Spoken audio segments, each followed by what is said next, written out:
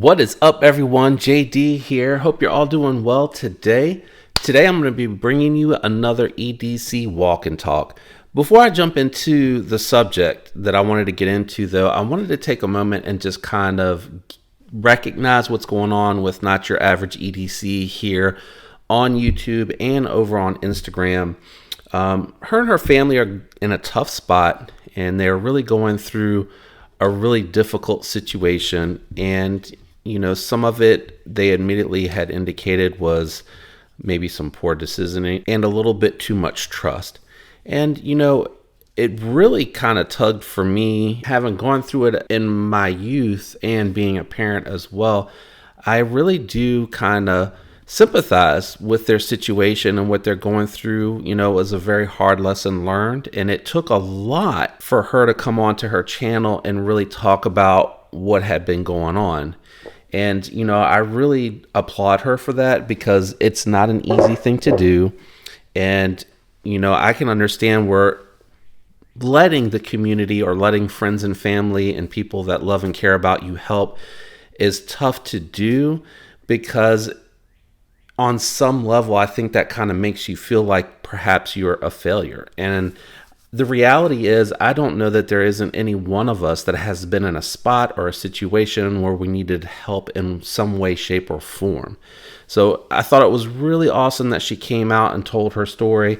I think it was even more impressive how much of the community that followed her really pushed to allow for them to help on some level, way, shape, or form. Because originally she was just asking like for suggestions, inputs, you know, what could she try to do that she may not have thought of already. She wasn't looking for a handout. She's not that type of person. She does not strike me that way anyway. I don't know her personally, but just observing her personality and how real she is on the videos, she just does not strike me as the type of person that is asking for that type of help. So her and Nicole talked, and then they decided to, you know, reluctantly accept help through way of a GoFundMe, which I really was asking if she did that. You know, I would love to have been able to contribute, because I'm not nearby.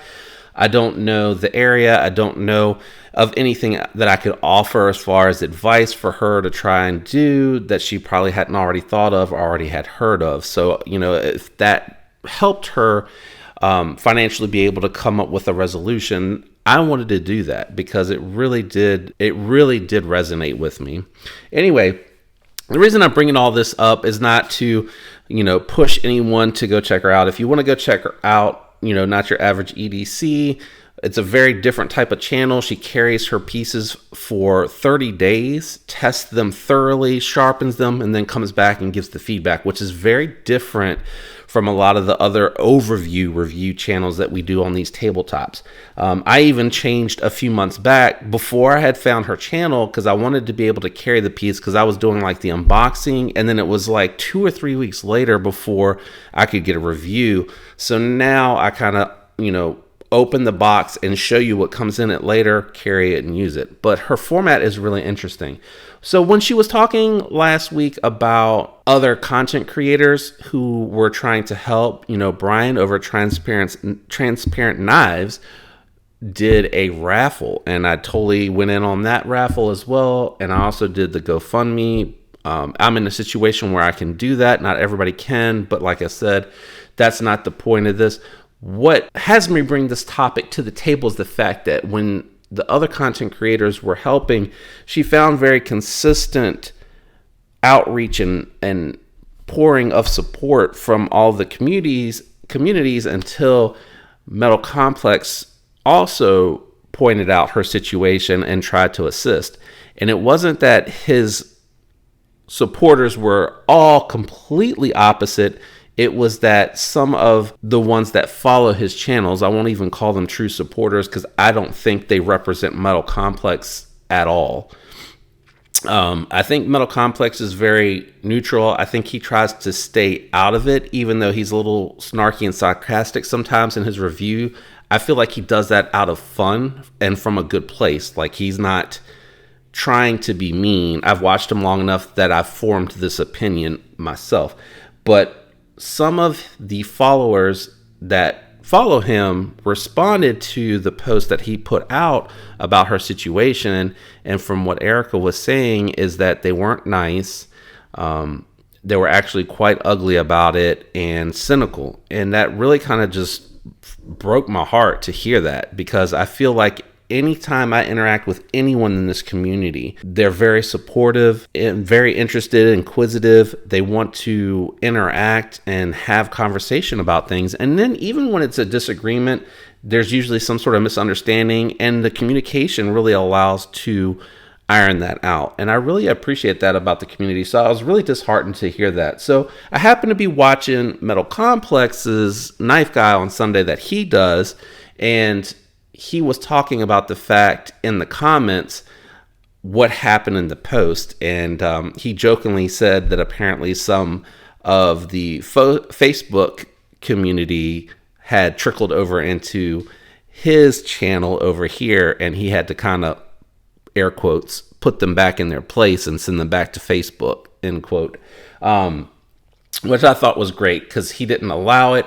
And I knew that was going to be the case because he brought it up with good intentions of, like, we have someone in our community, a fellow channel, a fellow YouTuber that's going through something. And, you know, I want to try to do something about it by bringing attention to it in addition to anything that I might want to do. That's how I took it from him. But it was just, I could not believe that there were people that are so cynical that would not be sympathetic to that situation. And I just thought it was awful. But anyway, I'm going to go ahead and jump into the subject here today, which is a little bit more upbeat.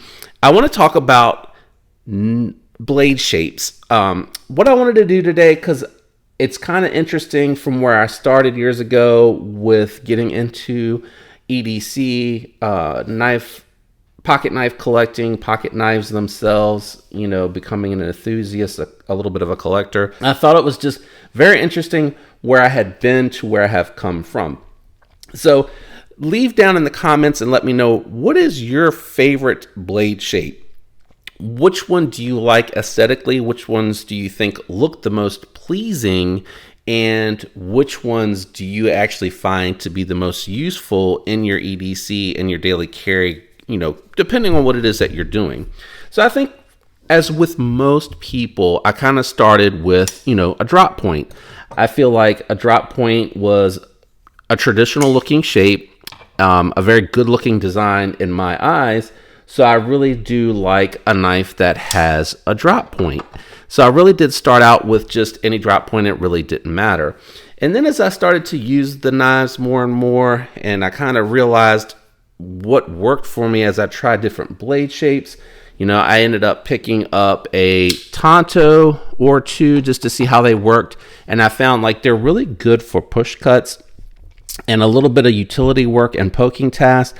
But if I'm completely honest, they're not entirely my favorite blade shape. You also have to be really careful with these when you sharpen them because you can kind of round them. So I have like a couple of Tontos, but they're not traditionally my favorite. I am not most drawn to them. And then when I, you know, as I collected and I got, you know, more and more knives, I found that the higher drop points, even though I really like the way that these look, especially shout out to Satu Dave, I am still carrying and trying to get my thoughts together for the review on this. But the drop points with the higher tips, you know, I do a little bit of utility work and some puncture tasks. So these do kind of get up really high, and you have to kind of be careful where you land on them to use the tips. I'm not using them predominantly to the point where I would avoid a drop point. I really do. Man, this is great. This is going to be a good review, my man. They're not that predominant as far as what I'm doing with utility cuts, but I did find that as I collected, I found myself moving more and more towards the lower drop point style knives. And I found with those that those lower drop points, I didn't realize I'm so high up, guys. Those lower drop points work really, really well for the puncture tasks. And then you can still get that tip because it's low enough at a decent angle without being uncomfortable to actually do really nice utility tasks. So I found like midway, I would say, or like 6 to 8 months in, I really was paying attention to the blade shapes because manufacturers do a good job. Not the bug out. The bug out's always the same blade shape, which surprises me that they don't offer more variety. Like they don't have a reverse Tonto, they don't have a warning or something like that. Because I think that would be something, right, in my opinion, that Benchmade could easily do to revitalize and refresh the bug out, even though it is a super popular model. But and the bug out does have a good, fairly good drop point. It does get it pretty low, almost to the point where it's a spear point, in my opinion. Not quite, because it's not even. I feel like the spear would be even. This is definitely more straight line of a drop, whereas this is more curved up. But I'm not trying to get into that today. I just think that is something Benchmade could easily do to refresh the bug out anyway. They have other knives and other blade shapes.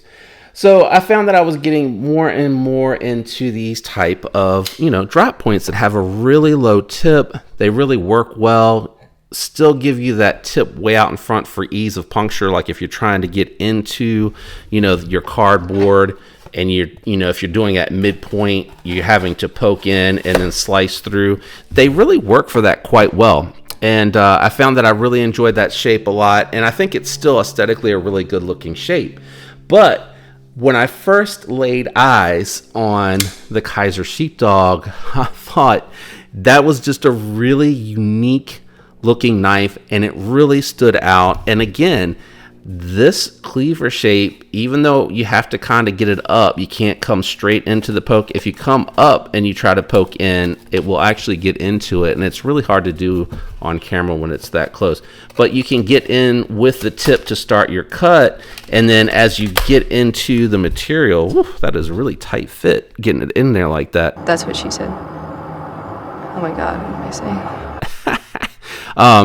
I just thought it was really a good look. And then again, from a utility perspective, to use that tip to make your cuts, your draw cuts, this really worked well. But from the puncture task, you did have to adjust a little bit. But this is still one of my favorite looking knives, functional knives. I think it's still my favorite Kizer, even though there's a ton of other out there. They have really great designs and stuff like the Roach. Just a lot of cool stuff from Kizer. But anyway, I'm getting off topic.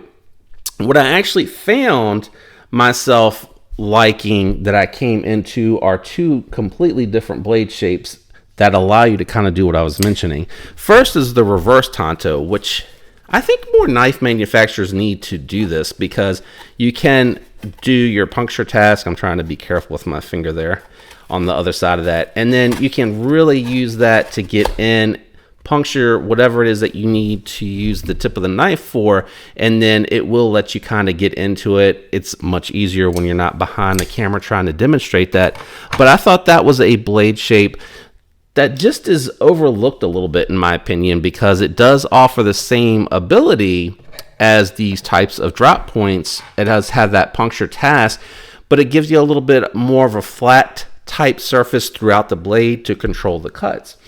And another one that I really like that I don't think enough manufacturers produce is actually the Wharncliffe, which I think this one here also is really good for the puncture task. And this one has a hollow ground, so this is really thin and slicey. So you can go in very controlled and do your cuts really well with that as well.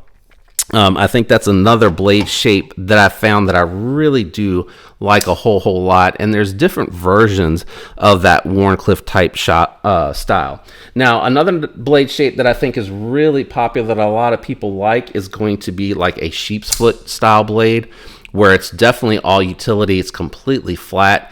And a really interesting blade shape that I do like. I have quite a few of the, let me move these drop points out of the way so I can talk about this a little bit. Quite a few of the sheep's foot that I think are really nice, in addition to the reverse Tonto and the Wharncliffe, which still I think to this day is one of my favorites. I think I would constitute this more as a Wharncliffe, wouldn't you?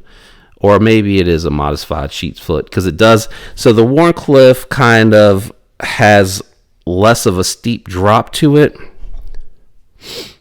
You see, it's more of a almost like a clip point type, whereas the sheep's foot kind of falls over. This one to me is definitely more of a modified sheep's foot, but I do really like those types of blades. And then you have ones that are kind of like this. This is definitely what I would consider another modified sheep's foot. Has that completely flat bottom to it, and then the angle is just drawn out on this particular model. And I really do. This is still one of the knives that I think on Spyderco's lineup. The Mannix 2 and the Yojimbo 2, I think, are just two completely overlooked knives that are incredible knives. But I just wanted to talk a little bit about some of the blade shapes. I don't know that I have any spear points down here. I think I have the Lion Steel Best Man 2 that has a spear point on it, and I do kind of like those because they almost sort of work like a drop point that has the steep drop point on the end, almost like what you saw on the Bug Out, but it is more, the blade comes out further, and then at the very end they kind of evenly match to the tip on that. I should have brought my Best Man down here, but that's a great example of one that I think works really well. And here's another example. This is another one. I haven't reviewed it yet, but I would guess this is probably more of a modified sheep's foot because it has a little bit of curve to it, but it doesn't curve up quite like a Wharncliffe does. But let me know down in the comments, what is your favorite type of blade shape? Not just aesthetically, but what is it that you really like to carry? What is it that you're drawn to? Do you like Tontos, reverse Tontos? Do you have a type of knife shape or blade shape that is very different that you really like and that you really enjoy? I would definitely say these types of drop points and Wharncliffes are definitely my favorite. I find that I use those the most. I think the one that I'd probably say is the least, even though I truly, honestly, really like the way that they look, and I don't have one out here to do that, would probably be number one would be a Persian, because I really can't use that as much, but I think there's some really beautiful knives that have a Persian sweep to them, and they look phenomenal. And then I would probably say like a true clip point. This is a clip point. I really like this one though because it does have a flat enough belly, but I have found most clip points usually go really high up, and I think Demko did a really good job with this clip point because the tip is so low and so usable that you can actually still use this a lot, and I really do use this. The stonewash on here looks really good. It has done a really good job of masking the use. I probably have used this almost as much, not quite as much as my AD 20.5, but really close. And I really do like the shark foot, which is basically a sheep's foot with a little bit of a clip out on the tip. But I really do like that a lot from Demko. I think that was very smart of them to offer these knives in two different shapes. But let me know in the comments what what you prefer, what you like carrying, what really works for you.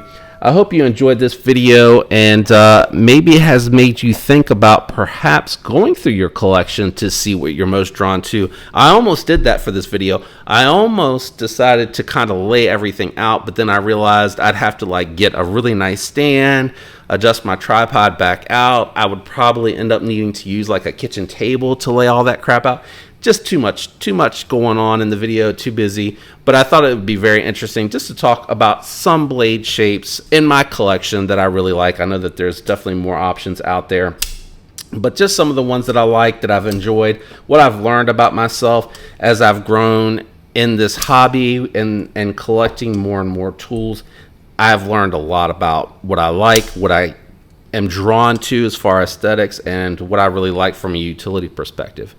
As I was saying earlier, if you enjoyed the video, do me a favor, leave a like. Consider subscribing if you aren't. If you are, thank you for the support. I appreciate it. I hope all of you have a fantastic week. And until next time, peace.